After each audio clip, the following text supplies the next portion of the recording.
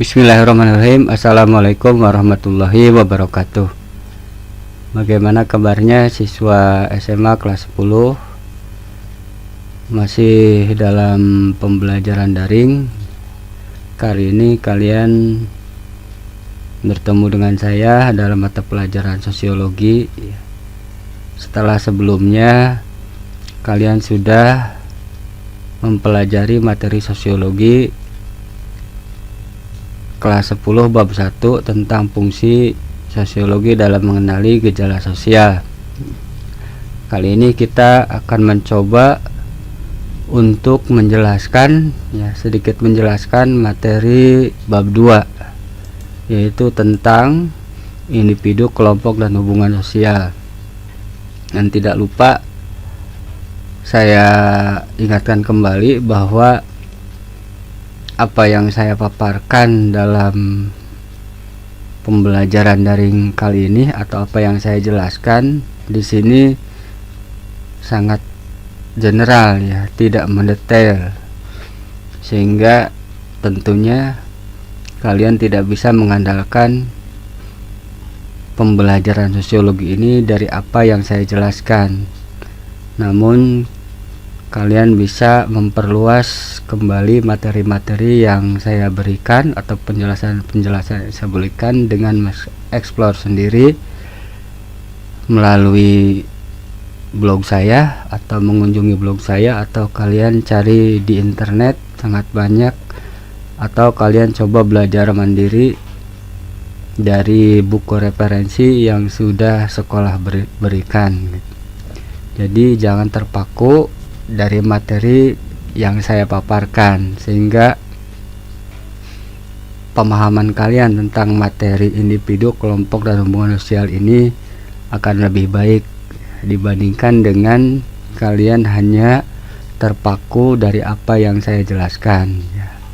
Kalian silakan bisa bertanya langsung ke saya, atau kalian mencoba mencari jawaban sendiri di internet banyak, atau di buku referensi, atau dimanapun yang bisa kalian gunakan untuk memperkaya materi-materi yang saya paparkan.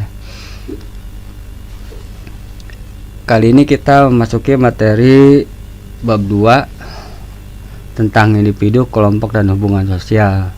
Materi bab 2 ini kalau dari sistematika kurikulum revisi terdiri dari dua pokok bahasan yang sangat berbeda.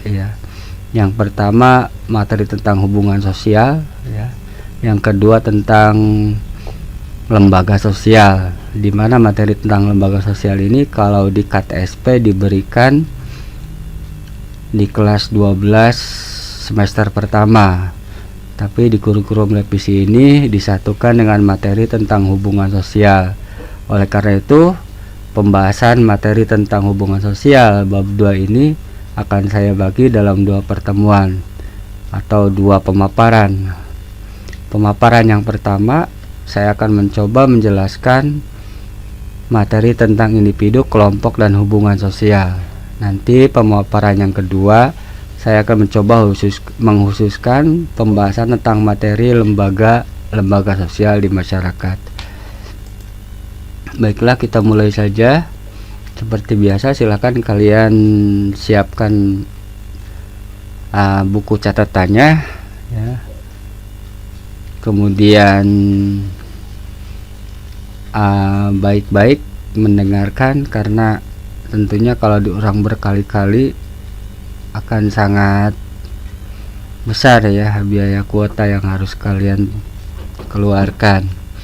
Jadi silakan kalian siapkan kertasnya, kemudian kalian catat poin-poin yang menurut kalian penting, dan bisa juga kalian bekerja berkelompok, tentunya dengan tidak mengabaikan protokol kesehatan, supaya satu HP atau satu Android bisa untuk berapa orang, sehingga lebih hemat kuota. Baiklah, kita mulai saja. pemaparan materi bab 2 sosiologi kelas 10 bab 2 tentang individu, kelompok, dan hubungan sosial. Ya, tujuan kalian mempelajari materi ini diantaranya dengan mempelajari bab ini, bab tentang individu, kelompok, dan hubungan sosial, Anda diharapkan mampu yang pertama mengenali dan mengidentifikasi realitas individu, kelompok, dan hubungan sosial di masyarakat. Jadi setelah mempelajari materi ini, kalian diharapkan memiliki kompetensi atau bisa mengenali dan mengidentifikasi realitas individu atau manusia perorangan, kelompok, dan hubungan sosial di masyarakat. Dan yang kedua, bisa mengolah realitas individu, realitas kenyataan individu, kelompok, dan hubungan sosial sehingga mandiri dalam memposisikan diri dalam pergaulan sosial di masyarakat. Itu tujuan pembelajaran materi bab 2. Kita mulai saja. Yang pertama, pembahasan tentang individu, ya. Sesuai dengan ilustrasi gambar, ya, gambar individu manusia perorangan.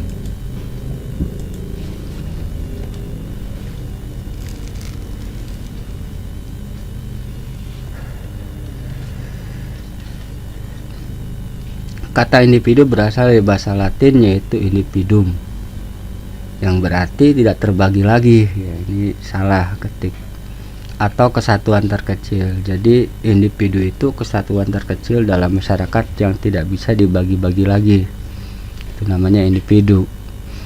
Jika didefinisikan, individu berarti orang, seseorang, atau perorangan. Antara individu satu dan individu lainnya memiliki perbedaan, ya. Antara individu yang satu dengan individu yang lain tentunya berbeda, ya, tidak sama, entah itu karakter, sikap, emosi, bahkan dari segi fisik pun berbeda. Perbedaan tersebut berupa watak dan karakteristik yang dimiliki setiap individu yang diperoleh sejak individu tersebut dilahirkan. Ya, jadi setiap orang dilahirkan dengan segenap keunikannya masing-masing, artinya tidak sama satu sama lain.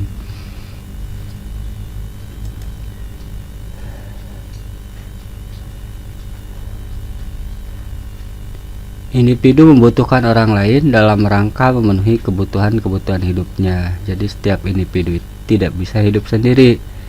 Dia membutuhkan orang lain dalam rangka memenuhi kebutuhan-kebutuhan hidupnya.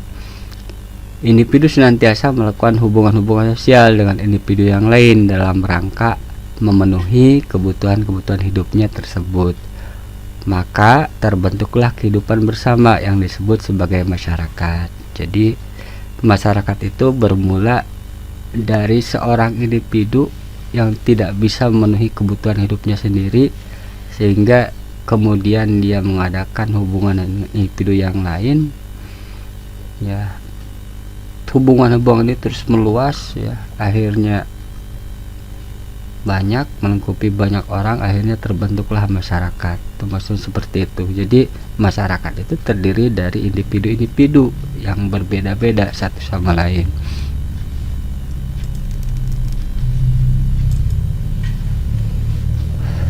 Tadi individu, sekarang kelompok, ya. Nah, ini dari ilustrasi gambar ini tentunya kalian bisa memahami, ya, bahwa kelompok itu definisinya kumpulan dari individu-individu, gitu, ya. Bisa kalian lihat, kalian amati, tidak ada satupun individu yang sama. Setiap orang atau setiap individu memiliki keunikannya masing-masing, tidak sama satu dengan yang lainnya, ya, seperti itu. Tapi karena individu tersebut tidak bisa hidup sendiri, akhirnya dia berkelompok dalam rangka memenuhi kebutuhan hidupnya kelompok.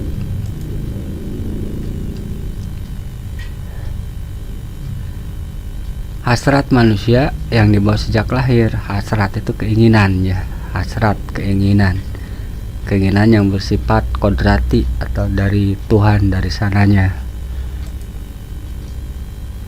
Yang pertama, keinginan untuk menjadi satu dengan manusia lain di sekelilingnya. Jadi sejak manusia lahir itu memiliki hasrat atau keinginan atau kodrat atau takdir dari Tuhannya bahwa dia itu ingin menyatu, ya, ingin bersama dengan manusia lain di sekelilingnya.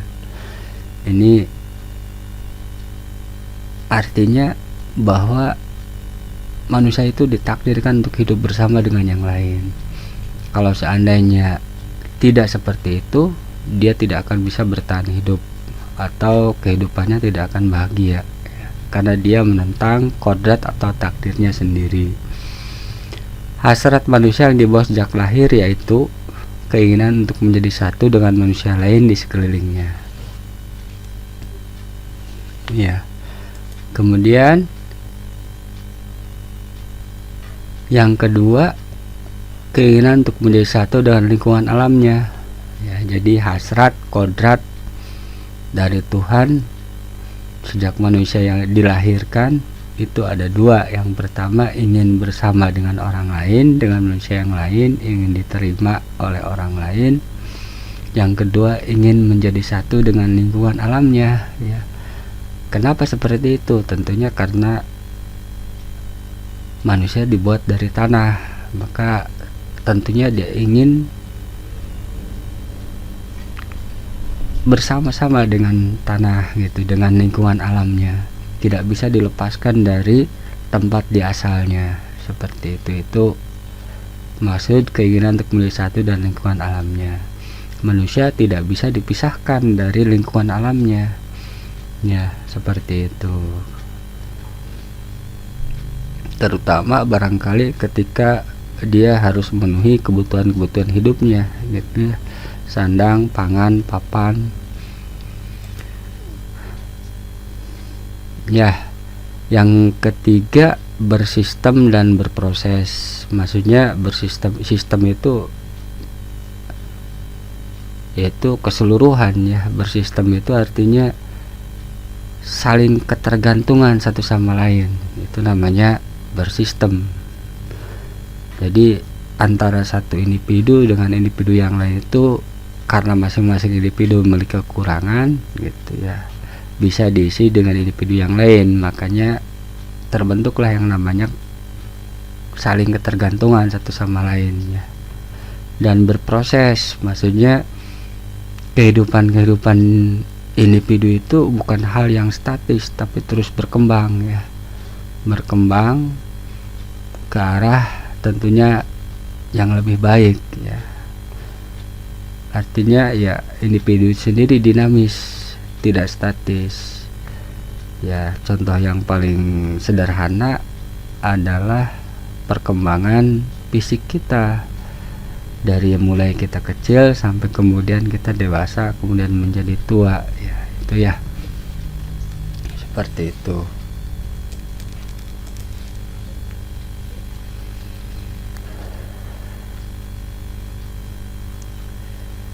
Keterikatan dan ketergantungan antara manusia satu sama lain mendorong manusia untuk membentuk kelompok sosial, yaitu ya karena saling tergantung, saling membutuhkan satu sama lain, maka hal tersebut mendorong manusia untuk membentuk kelompok sosial, ya.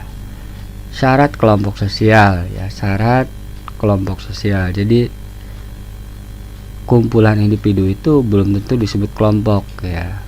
Jadi kelompok itu tidak hanya definisinya kumpulan individu, tapi harus ada beberapa syarat kumpulan individu bisa disebut sebagai kelompok sosial.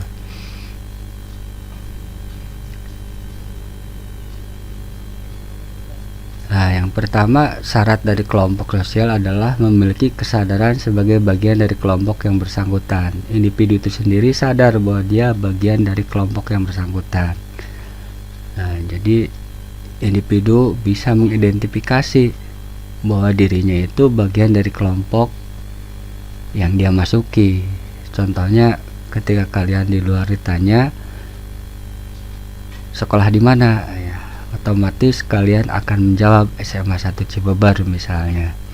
Jadi secara otomatis kalian sadar bahwa kalian itu bagian dari siswa SMA Negeri 1 Cibeber, atau misalnya anak siapa ya, anak Bapak Anu gitu ya, keluarga siapa, keluarga Bapak Anu. Ya otomatis individu itu ketika ditanya dia sadar bahwa dia bagian dari kelompok tertentu gitu, misalnya ya. Itu syarat dari kelompok sosial. Individu itu sendiri sadar bahwa dirinya bagian dari kelompok tersebut.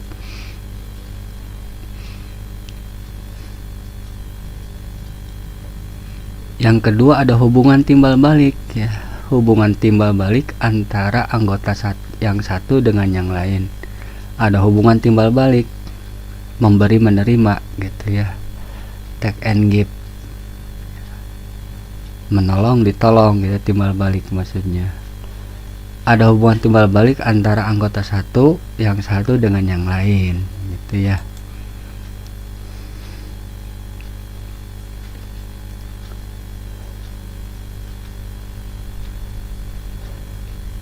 Nah, yang ketiga ada faktor pengikat yang mengikat ya, faktor pengikat sehingga kita tetap dalam kelompok tersebut, merasa satu atau menjadi bagian kelompok tertentu, karena tentunya memiliki faktor pengikatnya.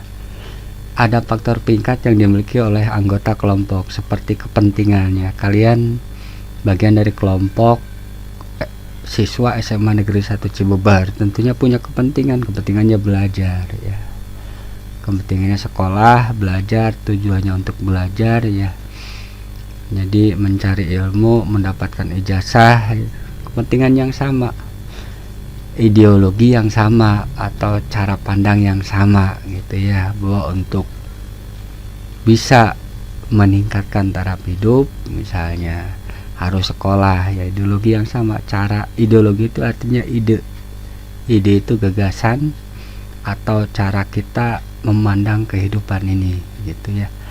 Jadi syarat kelompok itu ada 3: memiliki kesadaran sebagai bagian dari kelompok yang bersangkutan, adanya hubungan timbal balik antara anggota yang satu dengan yang lain, ada faktor pengikat yang dimiliki oleh anggota kelompok seperti kepentingan, tujuan, dan ideologi yang sama. Berikutnya, memiliki struktur, tujuan, dan pola perilaku yang sama. Struktur ya, struktur itu ya ada status dan peran gitu ya, ada strukturnya. Misalnya dalam kelompok sosial SMA 1 Cibeber, atau misalnya kelompok ekstrakurikuler Parang Merah Remaja ya, PMR. Misalnya ada struktur, siapa yang jadi ketuanya, siapa yang bagian keamanannya, itu struktur. Siapa sekretarisnya, bendaharanya, anggotanya ya, bagian peralatannya, ada struktur. Di sekolah ya sama, misalnya SMA 1 Cibeber, ada kepala sekolahnya, ada tata usahanya, ada wakaseknya, wakil kepala sekolahnya, ada gurunya, ada siswanya, ada struktur jelas ya, antara status dan peranan yang harus dilakukan dalam kelompok tersebut sehingga kelompok tersebut berjalan secara teratur. Ada tujuan yang hendak dicapai dan pola perilaku yang sama ya. Biasanya dalam satu kelompok itu pola perilaku orang-orang yang ada di dalamnya itu sama gitu ya. Contohnya misalnya pakaian sama, seragam sekolah SMA ya, logonya logo sama, itu pola perilaku yang sama karena diikat oleh aturan-aturan, makanya cenderung memiliki kesamaan-kesamaan. Baik, kita lanjutkan. Berikutnya ya, ini dari ilustrasi gambar tentunya kalian bisa paham. Ini obrolan ya, kalau dalam sosiologi namanya interaksi sosial ya. Interaksi itu hubungan timbal balik, proses memberi dan menerima pesan gitu ya. Ini dari gambar hubungan sosial ya. Hubungan sosial itu hubungan antara individu yang satu dengan individu yang lain yang melibatkan proses interaksi sosial. Itu namanya hubungan sosial.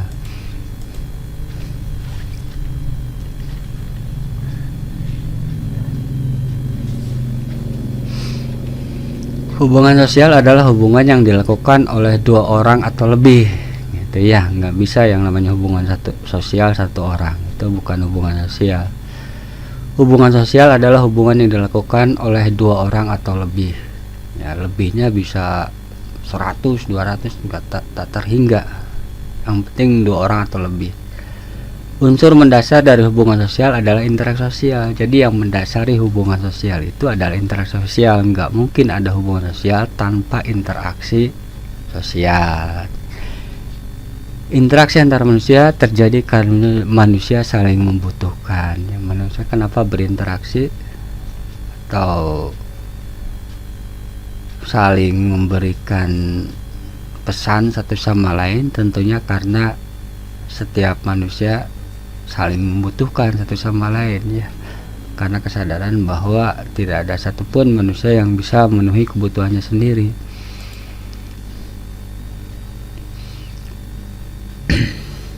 Interaksi sosial adalah hubungan timbal balik berupa aksi saling mempengaruhi antar individu dan kelompok, dan antar kelompok, ya.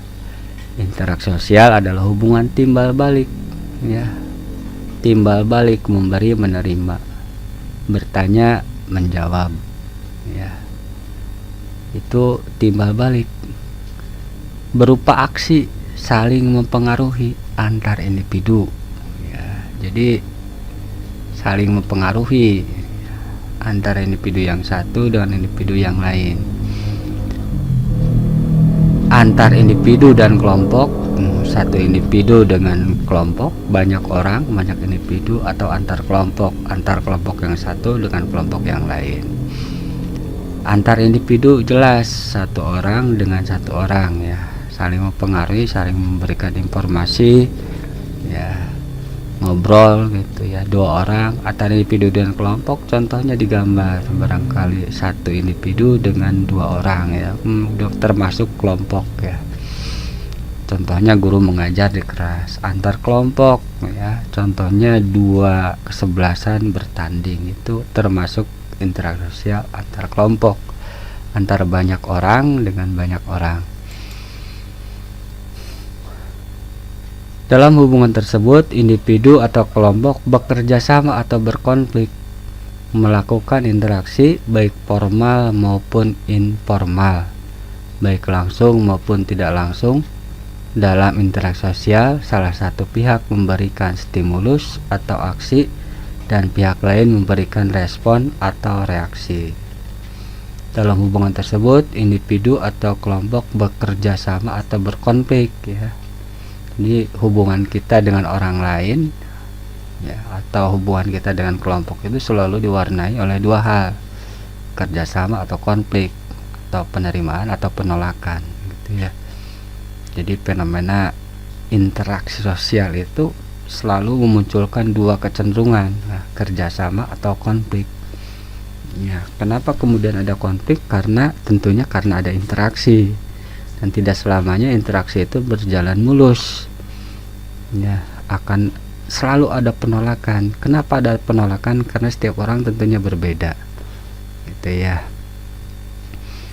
Melakukan interaksi atau hubungan timbal balik tadi baik formal, misalnya di kelas, ya, dalam pembelajaran, maupun informal, ya, di warung kalian, di kantin itu informal, belajar atau berbicara atau berinteraksi dengan sesama teman, baik langsung ini tatap muka langsung, ya, face to face, individu satu dengan individu yang lain bertemu kemudian ngobrol langsung, itu namanya interaksi langsung, ya, maupun tidak langsung atau lewat pelantara, misalnya melalui media WhatsApp, Messenger, atau lewat telepon, gitu, atau lewat surat, ya, itu interaksi sosial, bisa langsung maupun tidak langsung, bisa formal maupun informal. Dalam interaksi sosial, salah satu pihak memberikan stimulus. Stimulus itu rangsangannya. Contohnya misalnya guru bertanya, siswa menjawab, itu stimulus. Stimulusnya itu guru yang bertanya. Nah, kemudian siswa menjawab, aksi dari pihak lain memberikan respon atau reaksi. Karena stimulus, guru bertanya, maka siswa menjawab, itu responnya atau reaksinya. Nah, ini gambarnya ya. Saling berinteraksi satu sama lain antara individu satu dengan individu yang lain dalam sebuah kelompok. Tentunya hal ini tidak bisa dilepaskan dalam kehidupan kita seharian.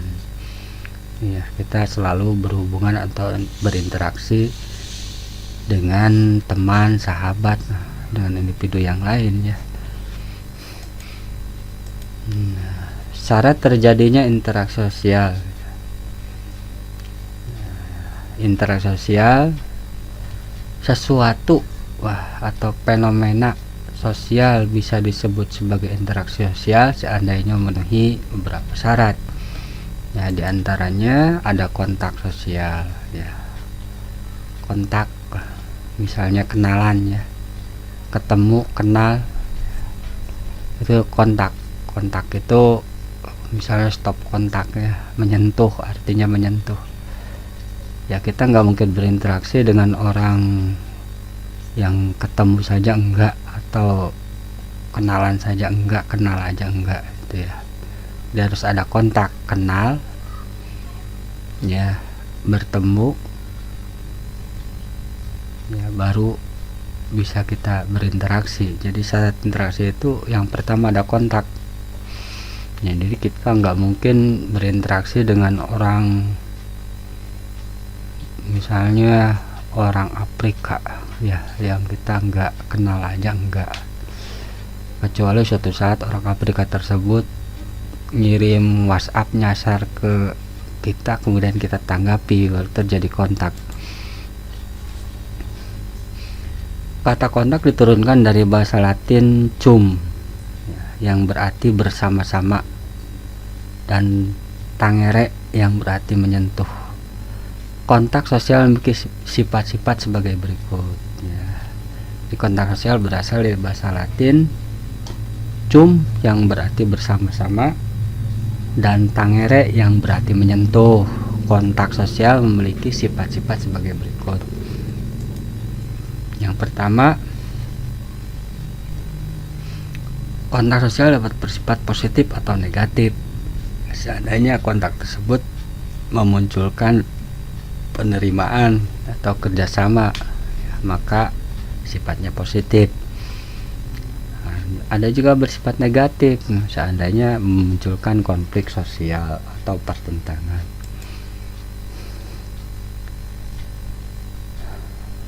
Nah, kontak sosial dapat bersifat primer atau sekunder. Maksudnya primer itu langsung ya, tatap muka langsung. Kita berpapasan dengan seseorang di jalan misalnya, satu sama lain saling tertarik, maka itu disebut sebagai kontak primer, langsung, bertatap muka langsung. Atau kontak sekunder, misalnya kenalan lewat WhatsApp atau Facebook atau Messenger, atau lewat telepon, itu sekunder, tidak langsung artinya ya. Nah, jelas ya. Berikutnya komunikasi. Jadi syarat terjadinya interaksi ada dua. Yang pertama harus ada kontak sosial ya, kenal terlebih dahulu, mengenal, bertemu. Kemudian yang kedua syaratnya ada komunikasi ya. Kontak saja tanpa komunikasi tidak terjadi interaksi, dan komunikasi nggak mungkin terjadi tanpa kontak sosial ya.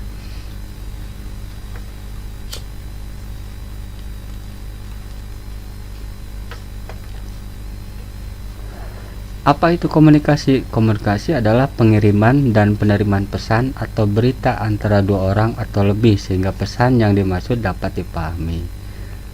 Jadi komunikasi itu memiliki arti mengirim pesan atau berita Misalnya kita ngobrol, ya tentunya ada pesan yang kita berikan pada orang lain, antara 2 orang atau lebih, sehingga pesan yang mau dimaksud dapat dipahami. Jadi hakikat dari komunikasi itu dapat dipahami. Kalau seandainya ada komunikasi tetapi tidak bisa dipahami, itu bukan komunikasi. Ya, mungkin terjadi kontak tapi tidak terjadi komunikasi. Contohnya ketika kalian bertemu dengan orang bule, ya, terjadi kontak, barangkali kalian berpapasan, ya, face to face, kemudian berusaha untuk saling mengenal, tapi kalian tidak mengerti bahasa yang diutarakan oleh bule tersebut, maka tidak terjadi komunikasi, bukan termasuk interaksi. Berarti 5 unsur pokok dalam komunikasi, diantaranya komunikator, orang yang memberikan pesan, ya, pihak yang memberikan pesan, ya. Komunikan, pihak yang menerima pesan. Komunikan, pesan itu sendiri, medianya bisa melalui gestur tubuh, ya, gerak tubuh, mimik muka, ya, gestur dalam bentuk misalnya emosi. Jadi yang namanya media itu tidak hanya lewat kata verbal, bisa melalui gerak-gerik tubuh kita, itu memberikan pesan. Kemudian efek, artinya akibat dari proses komunikasi tersebut. Jadi interaksi sosial itu syaratnya ada 2, ada kontak sosial dan ada komunikasi. Kontak saja tanpa komunikasi tidak disebut sebagai interaksi, dan komunikasi tidak mungkin terjadi tanpa kontak sosial. Ya, kita lanjutkan. Berikutnya, faktor pendorong terjadinya interaksi sosial. Jadi yang mendorong seseorang berinteraksi dengan orang lain, gitu ya. Apa yang mendorong individu yang satu mau berhubungan atau mau berinteraksi dengan individu yang lain? Maksudnya seperti itu.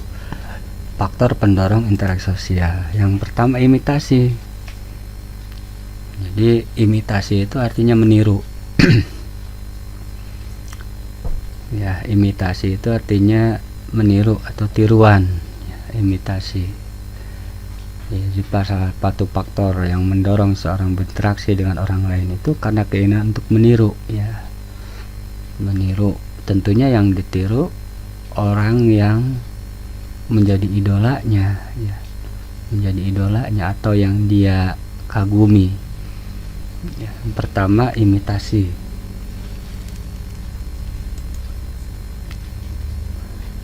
Yang kedua sugesti.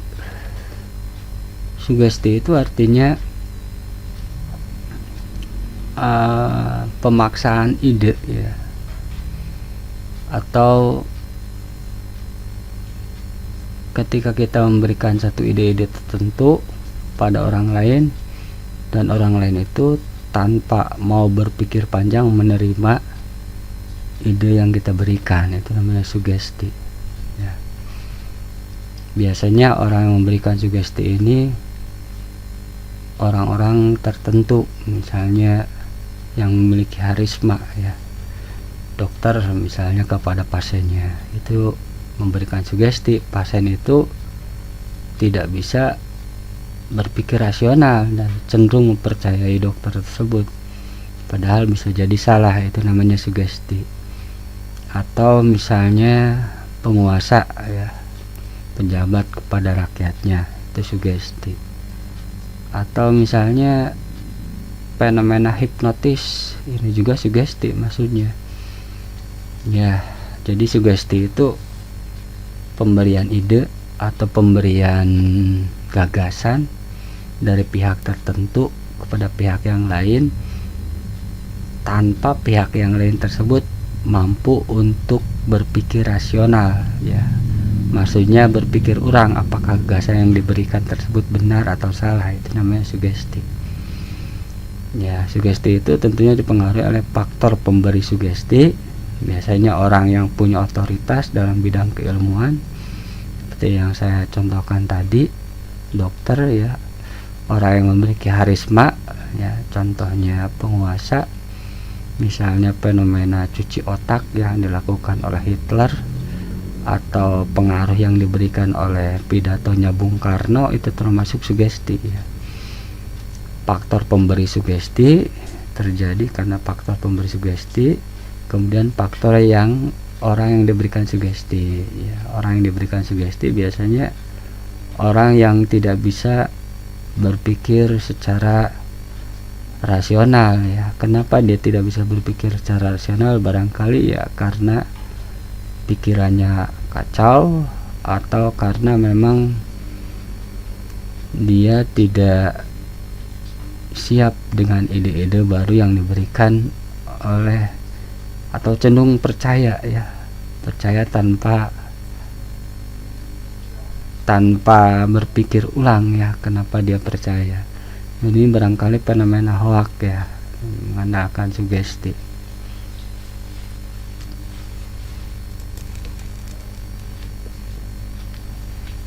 Yang berikutnya identifikasi ya. Identifikasi itu identik, jadi keinginan dalam diri seseorang untuk menjadi sama dengan idolanya. Kalau imitasi hanya sekedar meniru saja, kalau identifikasi itu lebih dalam lagi, dia ingin identik sama persis dengan idolanya, baik dari segi potongan rambut, warna rambut, pakaian, tingkah laku, gaya bicara, dan lain sebagainya. Itu identifikasi ya. Berikutnya simpati ya. Simpati itu rasa tertarik ya, ketertarikan seorang terhadap orang lain ya, tentunya karena faktor tertentu ya. Simpati misalnya ucapan selamat ulang tahun, itu simpati ya.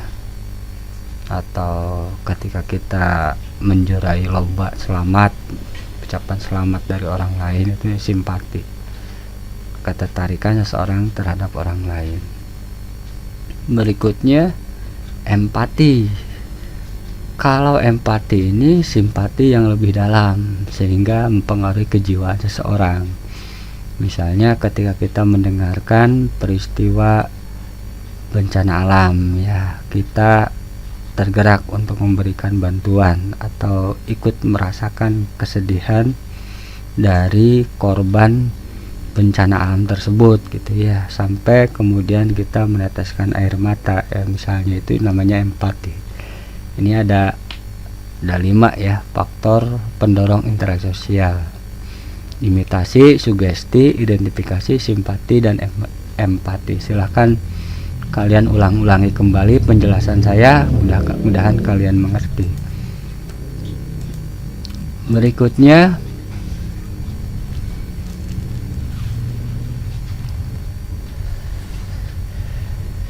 sumber informasi yang mendasari interaksi seseorang dengan orang lain. Tentunya ketika kita berinteraksi terutama dengan orang yang baru ya, kita memerlukan informasi-informasi ya tentang orang tersebut ya, supaya kita mau berinteraksi dengannya. Biasanya informasi itu sumbernya dari pengalaman hidup kita, atau dari bacaan, atau dari cerita orang lain ya.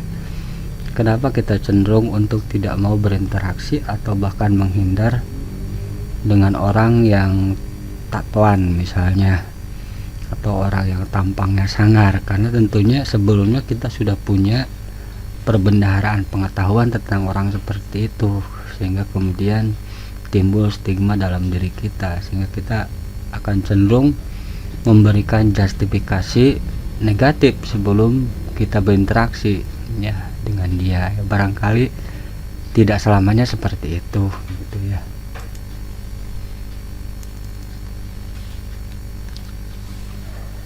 Yang pertama warna kulit ya.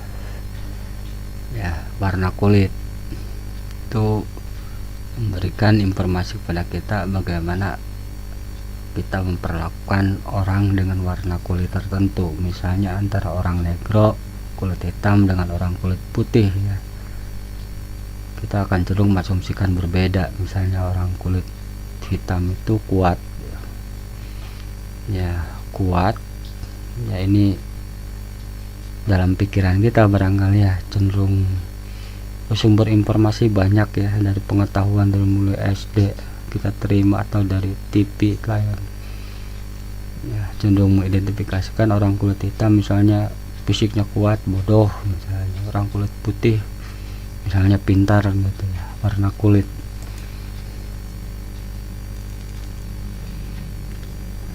Berikutnya usia ya, tentunya dari segi usia ketika kita berinteraksi dengan orang lain, kita akan cenderung memperlakukan orang lain dengan berbeda. Bagaimana kita berinteraksi dengan orang yang lebih tua, orang yang sebaya atau yang lebih di bawah kita ya, umurnya. Jenis kelamin ya, ini juga sama. Ketika kita berinteraksi dengan sesama jenis, laki-laki dengan laki-laki, tentunya akan berbeda ketika kita berinteraksi dengan antara laki-laki dan perempuan, jenis kelamin. Penampilan fisik ya,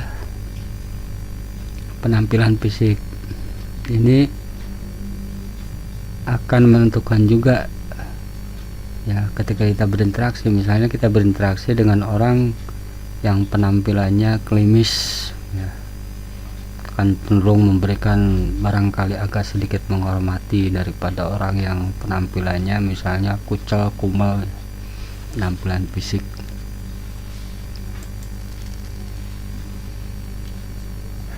Bentuk tubuh juga ya, bentuk tubuh, pakaian, wacana ya, wacana tentang atau berita, misalnya kita mendengar tentang seorang, informasi tentang seorang, wah dia itu gini. Ketika kita bertemu dengan orang tersebut, tentunya kita akan memakai wacana yang sudah kita dapatkan tentang orang tersebut, wacana.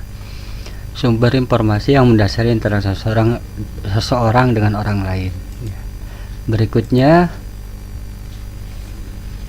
nah ini dalam hubungan sosial kita selalu mengalami yang namanya tahap-tahap ya. Ketika kita berhubungan dengan orang lain, antara satu individu dan individu lain, kemudian terjalin persahabatan, pertemanan ya, ada beberapa tahap yang tentunya dilalui ya. Di antaranya tahap pendekatan ya. Kelas 10 kalian masuk di kelas, tentunya ada pendekatan satu sama lain ya, hingga kemudian jadi teman ya, tahap pendekatan. Tapi karena kehidupan sosial itu mengalami dinamika, suatu saat meregang ya, peregangan, jadi agak jauh ya dalam hubungan kalian dalam berteman ya, yang tadinya teman akrab barangkali menjadi musuh gitu ya. Tahap pendekatan dan peregangan hubungan dalam interaksi sosial.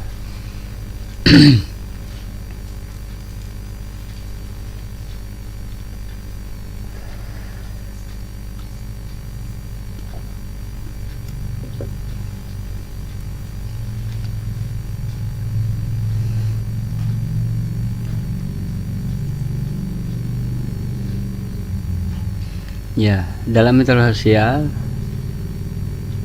tahap pendekatan terdiri dari proses memulai ya. Kalian masuk pertama di kelas, memulai ya, menjajaki ya, bagaimana kalau berteman dengan dia, tentunya dengan serangkaian informasi yang sudah kalian dapat ya, misalnya dari penampilan dia, gaya dia bicara, kemudian meningkatkan ya, hubungan kalian dekat jadi sahabat, mencatu padukan jadi sahabat, dan mempertalikan ya, kemana-mana bareng gitu ya.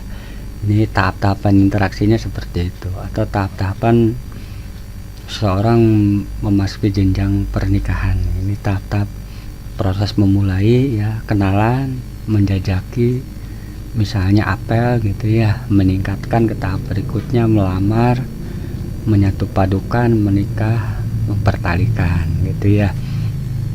Sementara itu tahap peregangan ya, karena dalam proses interaksi tentunya ada hal-hal yang berbeda, tentunya karena dipengaruhi oleh dinamika kehidupan sosial ya, sehingga antara dua orang teman atau dua orang sahabat sehingga kemudian renggang. Tahap peregangan jadi dimulai dengan misalnya cekcok, terus membeda-bedakan ya, nggak seperti si Anu misalnya, dia nggak seperti si A, dia nggak seperti si B.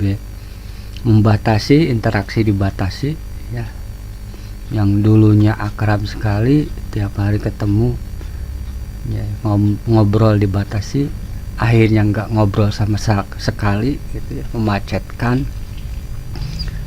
Kemudian menghindari, ya, kalau ketemu menghindar, yang terakhir kan memutuskan, jadi tidak berteman lagi atau tidak bersahabat lagi, seperti itu. Ini tahap-tahap hubungan sosial antara individu yang satu dengan individu yang lainnya. Nah, ini tahap perkenalan, penjajakan, ya, gambar yang pertama.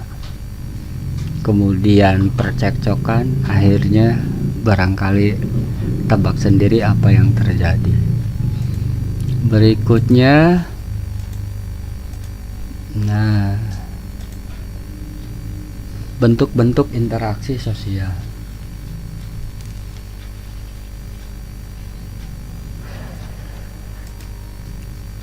Yang pertama, interaksi sosial memiliki beberapa bentuk, 2 bentuk, ya. Di sini disebutkan ada, tadi saya sudah menyebutkan bahwa ketika kita berinteraksi dengan orang lain maka akan memunculkan 2 kemungkinan. Kemungkinan yang pertama itu penerimaan, kemungkinan yang kedua penolakan. Ya, interaksi sosial memiliki 2 bentuk. Kalau di sini ya asosiatif, ya intinya sama dengan yang saya utarakan tadi, penerimaan dan disosiatif atau penolakan gitu ya. Asosiatif dan disosiatif. Ketika kita berinteraksi dengan orang lain maka memunculkan 2 kemungkinan, kerjasama, asosiatif, penerimaan, disosiatif atau penolakan. Asosiatif itu bentuknya apa saja? Di antaranya kerjasama, ya, kerjasama. Kerjasama itu bentuknya apa saja? Kerukunan, bargaining, kooptasi, koalisi. Silakan kalian cari sendiri istilah-istilah sini, ya. Bargaining, kooptasi, koalisi, joint venture. Kerjasama juga bentuk aja kerjasama spontan, ya, misalnya ketika ada orang yang kecelakaan, spontan orang menolong, beberapa orang kerjasama spontan. Gotong royong atau apa, kerjasama langsung, kerjasama kontrak karena adanya wilayah kerja yang sama, pekerjaan yang sama. Kerjasama tradisional misalnya gotong royong, ya. Bentuk asosiatif yang kedua atau bentuk penerimaan yang kedua dari proses interaksi, ya, yaitu akomodasi. Akomodasi ini sebenarnya diartikan sebagai proses untuk meredakan konflik atau pertentangan antara 2 orang, ya. Akomodasi, upaya atau usaha untuk meredakan pertentangan antara 2 orang atau 2 kelompok, ya. Dan antaranya melalui koersi atau secara paksa, ya, supaya rukun, melalui kompromi, ya, saling mengalah, arbitrase, mediasi, konsiliasi, toleransi, stalemate, adjudikasi, segregasi, eliminasi, subjugation, keputusan mayoritas, minority consent, konversi atau gencatan senjata.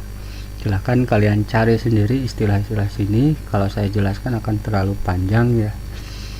Kemudian asimilasi, ya, ketika 2 orang atau 2 kelompok bertemu, berinteraksi, akan memunculkan proses asosiatif, penerimaan dengan bentuk asimilasi. Asimilasi itu artinya 2 orang itu, 2 kelompok tersebut, 2 kebudayaan tersebut menghilang dan menghasilkan kebudayaan yang baru, itu namanya asimilasi.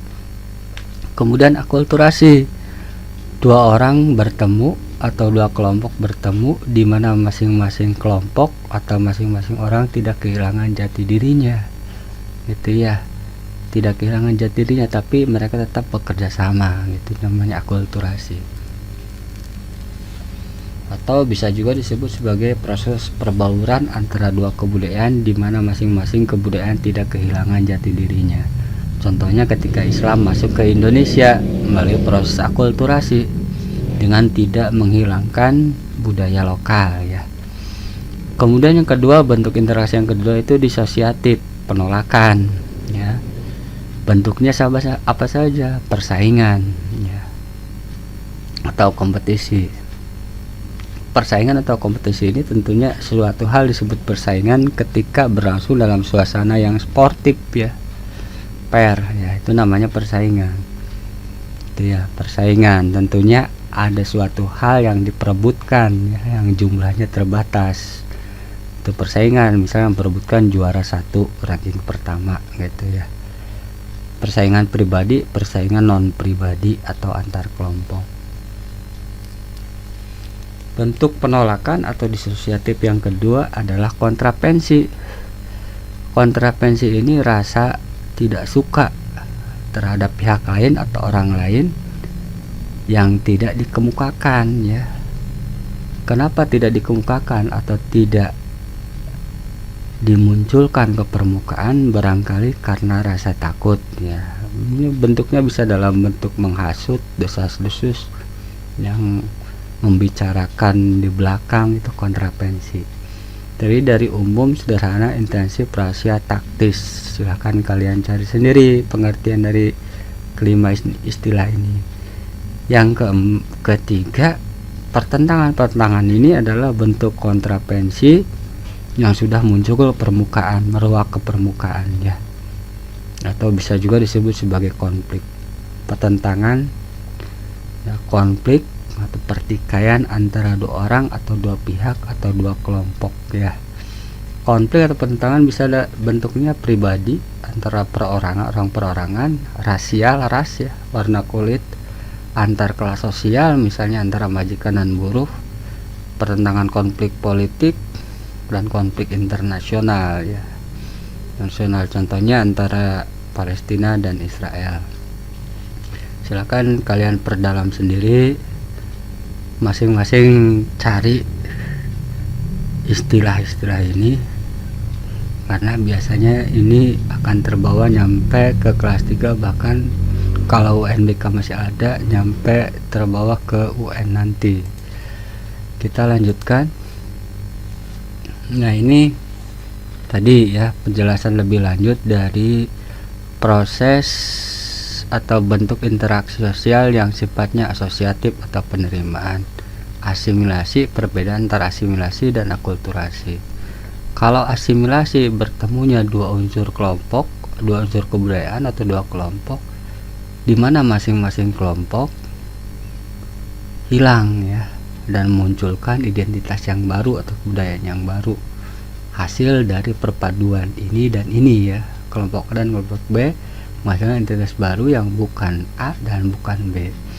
Kalau akulturasi berbeda, kelompok A ketemu dan kelompok B menghasilkan ini, masing-masing jati diri kelompok A dan kelompok B atau si A dan si B tidak hilang, tapi mereka dapat hidup berdampingan secara damai. Nah, ini ya, tentunya dari segi ilustrasi gambar kalian bisa sedikit paham artinya atau maksudnya. Yang pertama itu kerjasama ya, memindahkan rumah. Yang kedua ini barangkali etika sopan santun antara murid terhadap gurunya. Hubungan individu dan kelompok ya.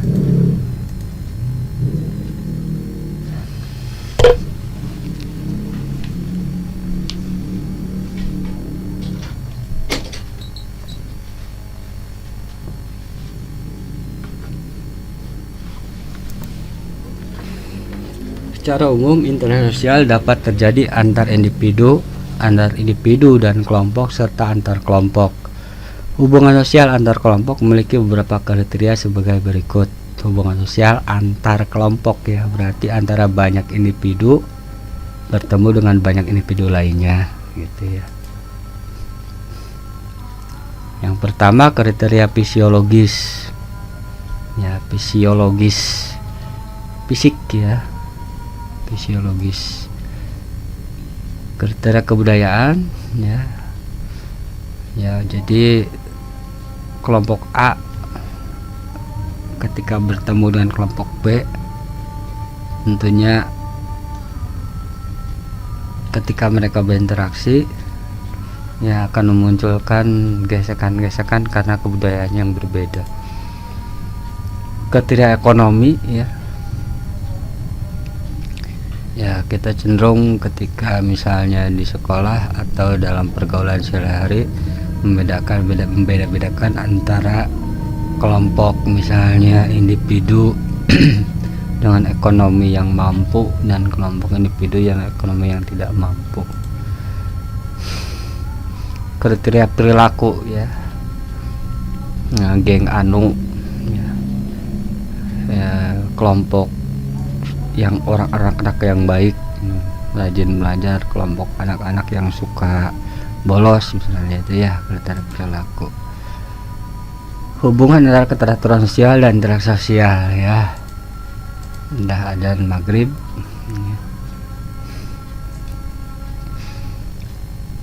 Hubungan antara keteraturan sosial dan interaksi sosial. Keteraturan sosial merupakan hubungan yang selaras dan terasi antara interaksi sosial, nilai sosial atau suatu hal yang dianggap baik dan buruk, dan norma sosial atau aturan-aturan dalam masyarakat. Artinya, hak dan kewajiban direalisasikan dengan nilai dan norma atau tata aturan yang berlaku. Itu definisi dari keteraturan. Ketika terjadi hubungan yang harmonis antara individu yang berinteraksi dengan nilai ya dan norma sosial di masyarakat, gitu ya, itu terjadi keteraturan sosial.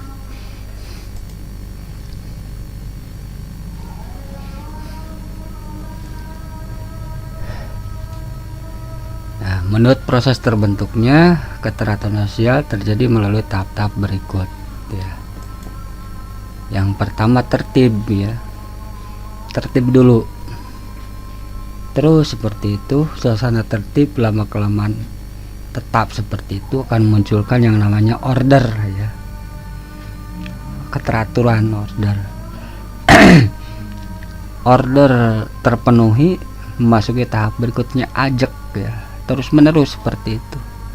Kemudian setelah ajak timbul pola, makanya ada pola perilaku gitu ya.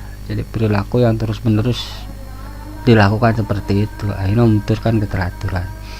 Makanya kalau misalnya kalian ingin memiliki kebiasaan yang baik, yang pertama yang harus kalian lakukan adalah tertib dulu. Simpan sesuatu pada tempatnya. Kalau sudah terbiasa menimbulkan order, sana yang tidak dilakukan, kalian akan merasa bersalah. Terus order muncul keajekan.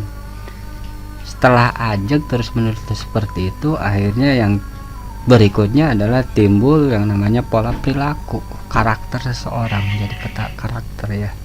Yang terakhir outputnya keteraturan sosial ya. Status dan peran dalam interaksi sosial ya, status. Nah, ini status itu kedudukan seseorang di dalam masyarakat, itu namanya status sosial, kedudukan seseorang dalam masyarakat ya. Misalnya siswa, guru, mahasiswa ya, ketua RT, ketua RW, bapak, ibu, itu status.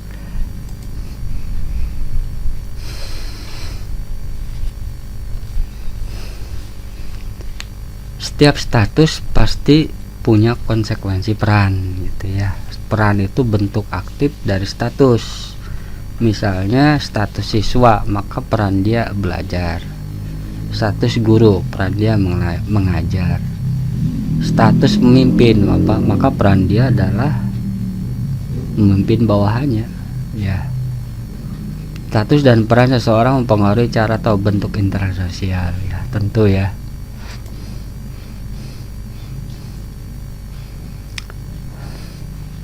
Ya, ketika kita berinteraksi dengan orang yang memiliki status tertentu ya, bentuk interaksi orang yang memiliki status tertentu tentunya akan berbeda dengan interaksi orang yang memiliki status yang berbeda ya, atau status yang lainnya. Misalnya antara sesama tukang ojek ya, ketemu dengan antara sama guru bertemu interaksinya akan berbeda. Status dan peran seseorang mempengaruhi cara atau bentuk interaksi sosialnya. Interaksi antar pejabat berbeda dengan interaksi antar sama rakyat jelata. Status atau kedudukan merupakan posisi seseorang secara umum di masyarakat dalam hubungan dengan orang lain. Menurut Ralph Linton, sosiolog, dalam kehidupan masyarakat terdapat 3 macam status.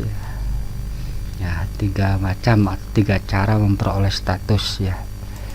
Pertama, bagaimana status kita itu diperoleh dengan cara ascribed, diberikan karena keturunan. Misalnya gambar yang pertama, sultan ya, otomatis anaknya juga pangeran, akan menggantikan sultan. Itu namanya ascribed status. Status yang diberikan karena keturunan tanpa harus bersusah payah, otomatis dia akan mendapatkan status tersebut. Itu namanya ascribed status. Contohnya raja, anak raja, otomatis dia juga menjadi raja. Kemudian achieved status, barangkali ini yang bisa kita usahakan, yaitu status yang memang kita peroleh dengan cara kerja keras.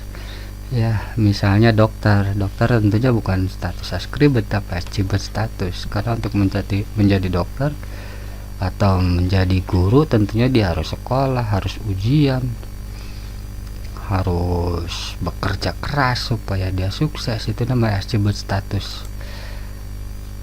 Yang ketiga, assigned status. Assigned status itu status yang dihadiahkan gitu ya. Kalau ascribed diberikan, achieved dengan usaha atau kerja keras, assigned itu dihadiahkan. Contohnya gelar pahlawan, gelar bapak pembangunan, bapak koperasi, itu assigned status ya. Status yang diperoleh seorang karena jasa-jasa dia ya. Contohnya status pahlawan tadi gitu ya. Berikutnya, nah ini karena dalam kenyataannya setiap individu itu tidak memiliki satu status ya, tapi rangkaian status. Misalnya saya itu tidak hanya status saya sebagai guru, tapi juga kepala rumah tangga, anggota masyarakat, misalnya anggota kelompok misalnya gitu. Jadi setiap orang itu dalam kenyataannya tidak hanya memiliki satu status, tapi memiliki banyak status yang dia sandang sendiri dan masing-masing menuntut peran yang berbeda.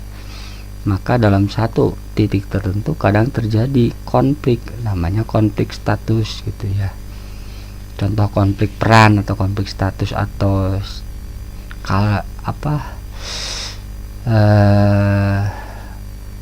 role distance ya.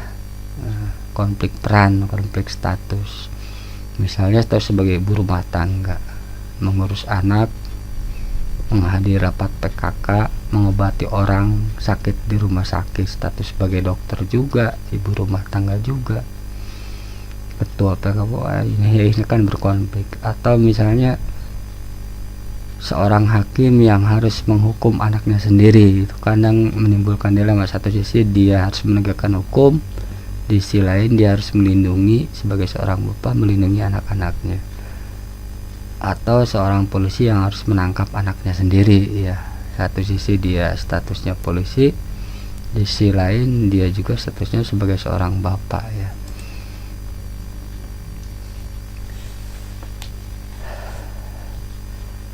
Peran merupakan aspek dinamis dari kedudukan atau status. Peran adalah perilaku yang diharapkan oleh pihak lain terhadap seseorang dalam melaksanakan hak dan kewajiban sesuai dengan status yang dimilikinya. Sama seperti status, peran dapat dimiliki manusia sejak lahir atau diperoleh dari lingkungan sosial. Peran-peran tersebut harus dilaksanakan sekaligus. Disinilah akan terjadi yang namanya konflik peran, seperti yang sudah saya jelaskan tadi ya. Karena status kita tidak satu tapi banyak, maka suatu waktu kadangkala menimbulkan yang namanya konflik status atau konflik peran ya. Demikian saja penjelasan dari saya agak terburu-buru karena sudah maghrib ya.